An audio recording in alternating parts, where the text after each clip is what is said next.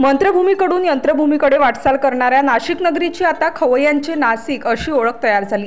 नाशिककर मनपसंत खाद्यपदार्थांसाठी नेहमीच शोधात असतात। हीच गरज ओळखून दामोदर रामनाथ हुल्लाळे यांचे चिरंजीव भरत दामोदर हुल्लाळे आणि प्रवीण दामोदर हुल्लाळे यांनी सावरकर नगर गंगापूर रोड सारख्या उच्चभ्रू लोकवस्तीत कलानिधी फूड्स पार्सल पॉइंट व पावभाजी सेंटरचा शुभारंभ केलाय।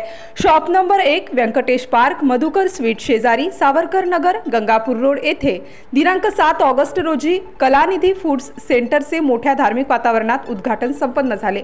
ब्रजधाम इस्कॉन येवला येथील श्रीमान माधव कृष्णदास प्रभू आणि श्रीमान कलानिधी दास यांच्या शुभ हस्ते फीत कापून उद्घाटन करण्यात आले। या ठिकाणी विविध रुचकर स्वादिष्ट खाद्यपदार्थांचे पार्सल मिळेल। तसेच कलानिधी फूड्स मध्ये पावभाजी हे खास असणार आहे। तेव्हा गंगापूर सावरकर नगर येथील खवय्यांनी एकदा नक्कीच कलानिधी फूड्सला भेट द्यावी आणि विविध खाद्यपदार्थांचा आस्वाद घ्यावा। सदर उद्घाटनानिमित्त दिनांक 7 ते 9 ऑगस्ट दरम्यान भव्य ऑफर देण्यात आली आहे। यात 8 ऑगस्ट रोजी बिर्याणी 25 रुपये तर 9 ऑगस्टला 30 रुपयात बिर्याणी मिळणार आहे।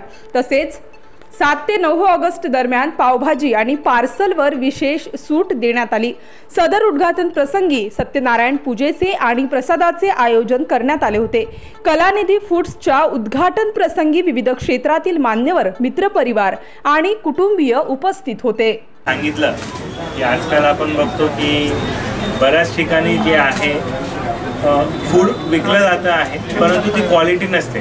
तर खरोखर गरज होती क्वालिटी चांगल्या प्रकारचं एक सात्विक पद्धतीचं जे आहे खाद्यपदार्थ जे आहे ते विक्री होणं, तर तो उपक्रम इथं राबवला जातो आहे।